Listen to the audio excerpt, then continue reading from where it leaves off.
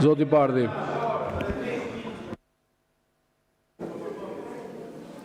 Jemi në proces të prezantimit. Zoti kryetari i Kuvendit, fillimisht më lejoni të sjell vëmendjen tuaj që dënimet kolektive i kemi lënë pas në kohën e paraardhësve tuaj. Së dyti, nuk ka gjë më etike për një kuvend që do duhet i shërbej interesit publik, se sa t'i kthej kurrizin dhe të përbuz një njeri të korruptuar, një qeveri të korruptuar, një njeri që u paraqit këtu në këtë foltore, jo si avokat i interesit publik, po si avokat i aferës korruptive të inceneratorëve, avokat i aferës së tunelit Llogaras dhe avokat i çdo afere korruptive të kësaj qeverie. Në 30 minuta apo 31 minuta të fjalës së avokatit të inceneratorëve dhe avokatit të tunelit Llogaras, 15 minuta ja dedikoj mbrojtjes se si ne nuk do duhet bëjmë prokurorin ndaj Belinda Ballukut. Në fakt ne nuk bëm prokurorin ndaj zonjës së fjalë, thjesht sollëm në vëmendje se çfarë ka thënë prokuroria. Tani çdo shqiptar që e ndoqi zotrin parafolës, pyet mirë deputetët e opozitës nuk duhet ta bëjnë prokurorin, edhe pse se kemi bërë, thjesht cituam prokurorin, zonja është mbare pandehur dhe ky është fakt i njohur publik, po ty çfarë detyron të vish në këtë foltore dhe të bësh avokatin e një pandehure për abuzim me fonde publike në vlerën e 50 milion eurove. Shqiptarët presin që ti të bësh avokatin e tyre. Shqiptarët presin që të zgjidhësh hallet dhe shqetësimet e tyre. Shqiptarët presin rritje reale të pensioneve, jo rritje sa që është vlera e korrupsionit të Belinda Ballukut vetëm në projektin e tunelit Llogaras. Pra japim për 670.000 pensionist 100 milion euro, ndërkohë që vetëm projektin e tunelit Llogaras provuar nga prokuroria si një aferë korruptive, vidhen të paktën 50 milion euro me letër. Se sigurisht vlera dhe tarifa e korrupsionit është shumë herë më e lartë. Vetëm në koncesionin e triportit të Vlorës i japim një koncesion 60 milion euro një pensionisti. Ja do të mjaftonin këto dy projekte tërësisht korruptive që ta kishim dy fish atë rritjen e pensioneve për pensionistët. Dhe për këtë jemi ne sot këtu. Ne përbuzim modelin tuaj që në vend që t'i çoni parat tek pensionistët, i çoni tek xhepat e ministrave të korruptuar. Dhe sigurisht nuk ka gjë më etike se sa këtij veprimi që bëjnë këta pas meje, ti kthesh shpinën, ti përbuzësh dhe të ftosh çdo shqiptar që këtë model që në vend që t'i çojnë parat për të rritur mirëqenien e qytetarëve, i çojnë tek xhepat e zonjës që është kraj Edi Ramës, duhet ta përbuzni. Nuk mund të ndodhë që 800 milion euro nga buxheti që na keni sjell sot, ne t'ja besojmë një njeriu që është provuar dhe siç tha dje, me qenë si referoni her pas here, komisionerja e zgjerimit, shqyr Zoti tha që u zbulua dhe duhet marrë dëshkimin sipas ligjit. Se mund të ndodhte edhe që nuk zbulohet. Fjala vjen nëse nuk do shkonte në burg Viz Berberi, i seksionit H, ku ndante zonja dhe ai punët e shtetit, ndoshta nuk do ishte sekuestruar telefoni dhe nuk do kishte ndalë as ndjesia e Belindës, as urdhri i saj për të anulluar një projekt që kushtonte më pak për ta dhënë dikujt tjetër me më shumë lek. Po shqyr Zoti që u zbulua dhe po e risjell ashtu siç është thënë, dhe sot qeveria shqiptare është e vetmja qeveri në rajon, dhe ky është i vetmi kryeministër në rajon dhe në Europë që ka zëvendës kryeministër, pra ka zëvendës tij një të pandehur për abuzim me miliona euro. Të dashur qytetar, Sot me buxhetin e vitit 2026, qeveria nisi të bëj atë që ditë bëj më mirë, t'ju ngop me lugën bosh, me premtime të mëdha dhe me propagandë shumë gjyrshe. Fjalët kyçet saj propagandi, gjuat edhe para 10 minutash, rritje, sukses, zhvillim, sinqerisht për të qeshur dhe për të qarë, për cilin do që ka lexuar dhe analizuar buxhetin e shtetit. Këta mendojnë se disa prezantime me ngjyra mund t'i bëjnë shqiptarët të harrojnë realitetin ku jetojnë çdo ditë. Ndoshta kjo funksionon për patronazhistët, por jo për njerëzit e ndershëm që paguajnë faturat dhe koston e korrupsionit qeverisë. Sot do dëgjoni edhe nga ne si opozit fakte konkrete, sigurisht të kundërta me propagandën e qeverisë më të korruptuar në Europë.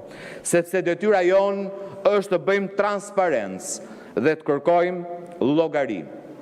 Por le ta themi troç një gjë, të nderuar qytetarë, ju s'keni nevojë për shumë shifra për të kuptuar se ky buxhet po ikën apo buxheti që po vjen nuk do të përmirësoj asnjë grimc si jetën tuaj. Nuk keni nevojë për analizën tonë për ditur që shërbimet nuk do të përmirësohen, që çmimet nuk do të ulen, që kursimet nuk do të rriten, që nuk jetoni më mirë nga njëri vit në vitin pasardhës. Megjithatë, më duhet them që në fillim se ky buxhet nuk ka dy të vërteta, një të qeverisë korruptuar dhe një të opozitës. Buxheti 2026 ka vetëm një të vërtetë.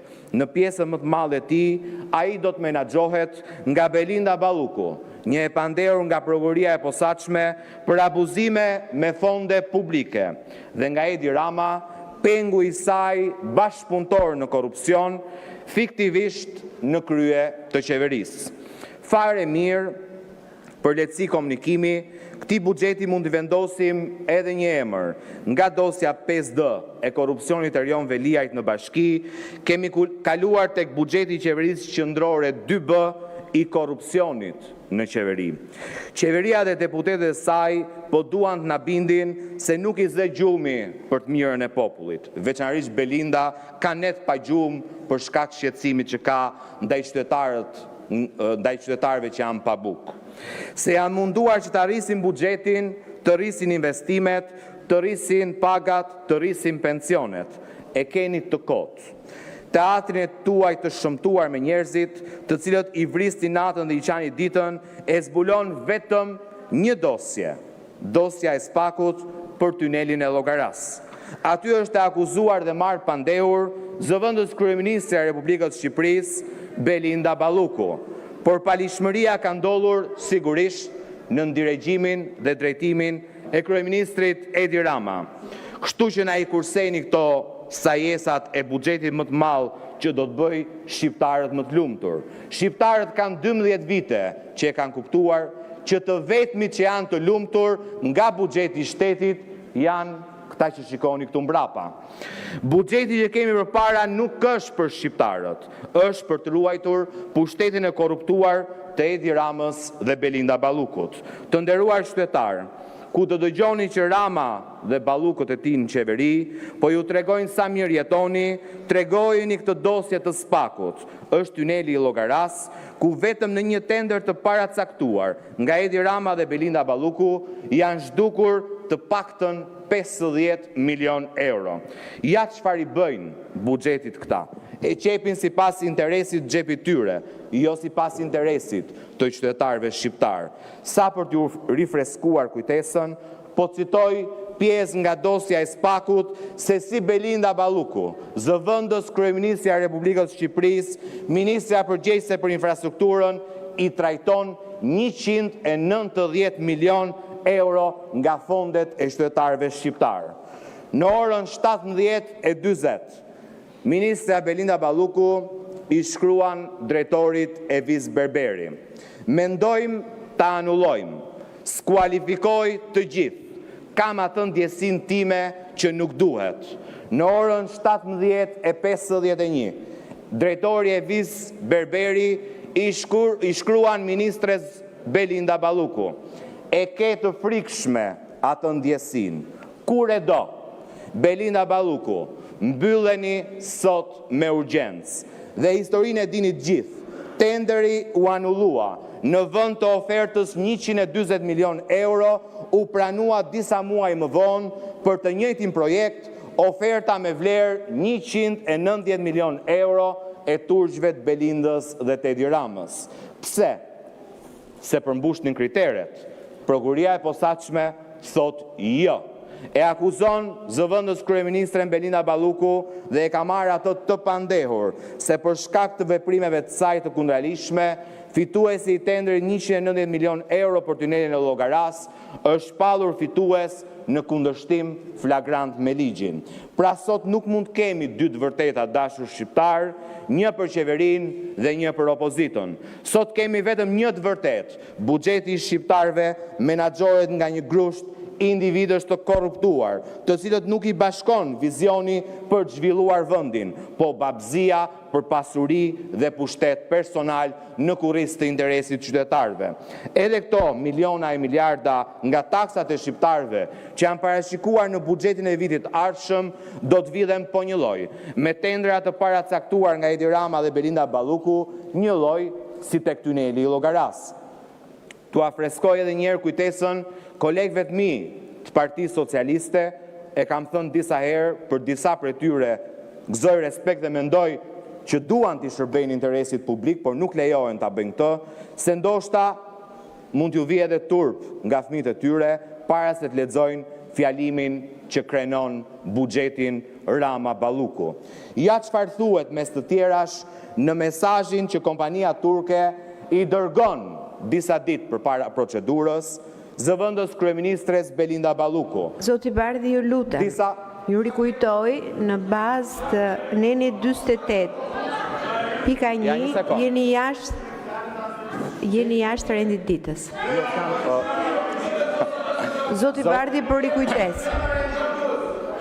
Zonja, atëre po ju a lexoj. Dhe për të qenë deputeti nuk mund të flasë më shumë se njëherë për thelbin e një çështje dhe nuk mund kur diskutimi është jashtë thelbit çështjes, drejtuesi i seancës kur çmohet prej tij i tërheq vëmendjen deputetit. Zonja zëvendës kryetare, ju lutem mos u bëni qesharake. Unë jam duke folur për buxhetin e shtetit dhe se si e ndërtoj unë fjalën time, nuk ka ardhur dita ta vendos me SMS-n që dërgoj ty, ta ulan balla nga ty për ballë meje. Që kështu të lutem, të jetë hera e fundit që ju ndërhyni në fjalën time. Të ruaj me tikën. Ju lutem. Jam duke ruajtur tërësisht. Ju lutem të ruaj me tikën. Jam duke ruajtur tërësisht etikën. Guximi juaj është i tepruar. Më diktoni mua se çfarë do them këtë foltore. Ja çfarë thuhet mes të tjerash në mesazhin që kompania turke i dërgon zëvendës kryeministres Belinda Balluku disa javë përpara hapjes së garës së tenderit të dytë për tunelin dhe mjeshtra e tenderëve ja dërgon bashkëpunëtorit tij sot në burg Evis Berberi. Kjo është një shoqëri që presidenti e njeh, e vlerëson dhe e përdor si referencë. Si përfaqësuesit tanë në Shqipëri, ashtu dhe avokatët tanë në Shqipëri, po vazhdojnë punën dhe negociatat në lidhje me tenderin. Tenderi ndërkohë se shpall akoma.